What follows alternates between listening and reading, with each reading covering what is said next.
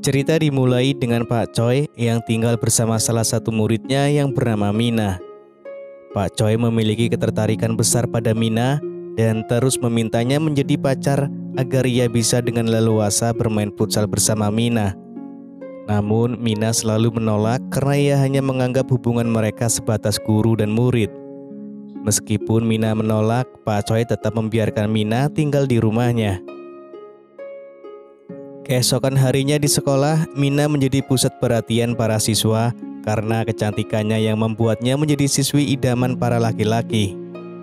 Saat berada di kelas, Mina sedang asik mengobrol dengan Saitong, seorang teman sekelasnya yang juga diam-diam menyukai Mina dan berharap bisa bermain futsal dengannya. Pak Choi yang memperhatikan Mina berbicara dengan Saitong mulai merasa terganggu.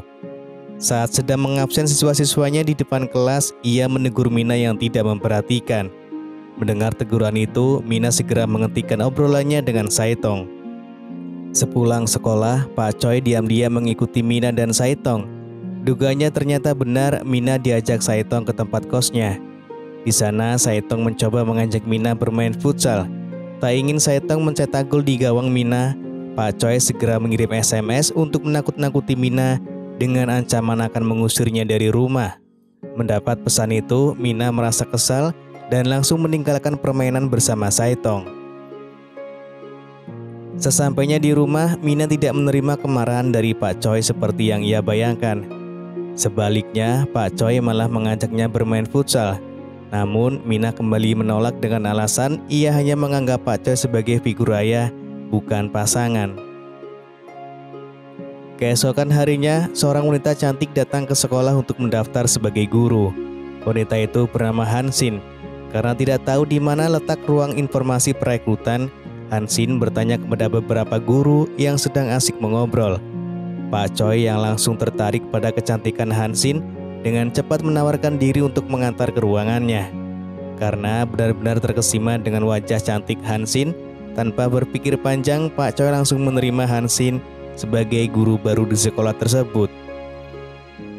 Singkat cerita, ketika Pak Choi baru saja pulang ke rumah, ia terkejut melihat Mina sedang tertidur. Melihat pemandangan itu, muncul keinginan Pak Choi untuk segera mengajak Mina bermain futsal. Namun, seperti biasa, Mina menolak ajakan tersebut. Keesokan harinya, saat Pak Choi sedang mengajar di kelas, tiba-tiba ia membayangkan Hansin mengajaknya bermain futsal. Lamunannya buyar ketika seorang murid memanggilnya, menyadarkan Pak Choi bahwa semua itu hanya hayalan saja.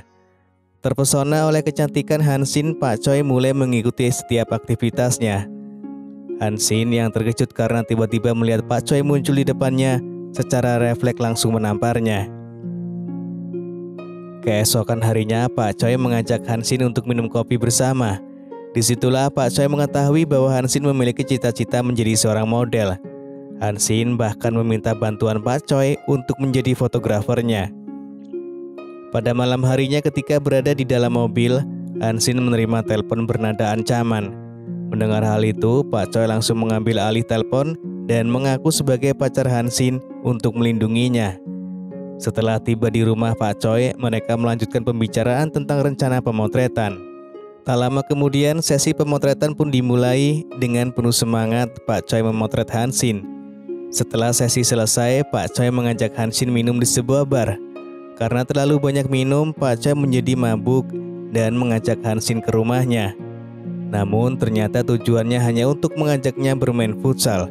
Seperti biasa, ajakan tersebut ditolak oleh Hansin. Menyadari pendekatannya kurang tepat, Pak Choi memutuskan untuk mengubah strateginya demi mendekati Hansin. Usahanya terlihat berhasil ketika mereka makan burger bersama. Saat itu Hansin terkesan dan mulai merespon tingkah lucu Pak Choi. Saat tiba di rumah, Pak Choi kembali menggunakan taktiknya. Dia meminta Hansin untuk mandi agar terlihat lebih segar. Namun ternyata itu hanyalah sebagian dari rencananya. Setelah Hansin selesai mandi, Pak Choi kembali mengajaknya bermain futsal.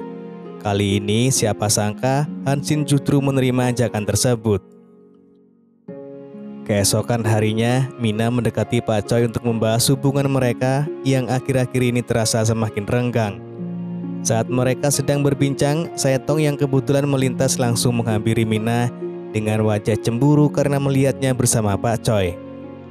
Ternyata Saetong dan kepala sekolah telah menyewa seorang detektif untuk mengawasi gerak-gerik Pak Choi dan Hansin. Detektif tersebut menyamar dan mengikuti mereka hingga ke tempat aerobik. Ketika itu Pak Choi berencana mengajak Hansin bermain futsal dan mereka pun memulai permainan tersebut dengan sangat antusias. Tanpa disadari, detektif berhasil mengabadikan momen mereka berdua yang sedang asik bermain futsal. Keesokan harinya, Mina mendatangi Hansin untuk menanyakan hubungan Hansin dengan Pak Choi. Hansin menjawab bahwa hubungan mereka baik-baik saja. Malam harinya, suasana romantis tercipta seperti pasangan baru yang sedang menikmati masa-masa indah.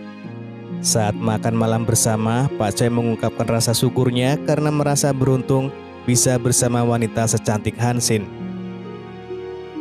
Namun di sisi lain, Hansin ternyata bertemu dengan kepala sekolah. Di dalam mobil, kepala sekolah mengungkapkan perasaannya kepada Hansin. Sayangnya Hansin menolak karena ia sudah jatuh cinta pada Pak Choi. Di waktu yang sama, Mina berbicara dengan Pak Choi. Ia meminta Pak Choi untuk mengakhiri hubungannya dengan Hansin karena Mina merasa dirinya tidak lagi mendapatkan perhatian dari Pak Choi seperti dulu. Suatu hari Hansin didatangi oleh seorang detektif. Hansin terkejut saat detektif tersebut menunjukkan foto dirinya dan Pak Choi yang sedang bermain futsal bersama. Detektif itu mengancam akan menyebarkan foto tersebut jika Hansin tidak menjauhi Pak Choi dan melayani seseorang di kota seberang. Mendengar ancaman tersebut, Hansin merasa gelisah. Saat makan malam bersama Pak Choi, ia terlihat murung dan kehilangan selera makan. Ketika Pak Choi hendak menjemput Hansin, Hansin tiba-tiba memutuskan untuk menjauh dari Pak Choi demi melindunginya agar tidak terlibat dalam masalah ini. Setelah didesak, Hansin pun menceritakan semua yang telah terjadi. Demi menepati ancaman detektif itu, Hansin berangkat ke kota seberang untuk menemui seseorang yang disebutkan oleh detektif. Mengetahui hal itu, Pak Choi segera meminta bantuan Mina untuk menemaninya pergi ke kota seberang untuk menjemput wanita yang dicintainya. Ternyata pria yang menunggu Hansin di kota seberang adalah kepala sekolah. Tujuan kepala sekolah tersebut adalah untuk bermain futsal bersama Hansin. Ia langsung mengajak Hansin bermain, namun Hansin memiliki rencana lain. Ia meminta kepala sekolah untuk menutup matanya, dan saat itu juga posisi Hansin digantikan oleh Mina. Momen tersebut dimanfaatkan oleh seorang fotografer untuk mengambil gambar yang menunjukkan kepala sekolah seolah-olah sedang bermain futsal dengan Mina. Sementara itu, Pak Choi berhasil membawa Hansin pergi dari tempat tersebut. Dalam momen tersebut, Hansin bertanya apakah Pak Choi masih mencintainya dengan tulus. Pak Choi dengan tegas menjawab bahwa ia masih mencintai Hansin dengan sepenuh hati. Lalu film pun selesai.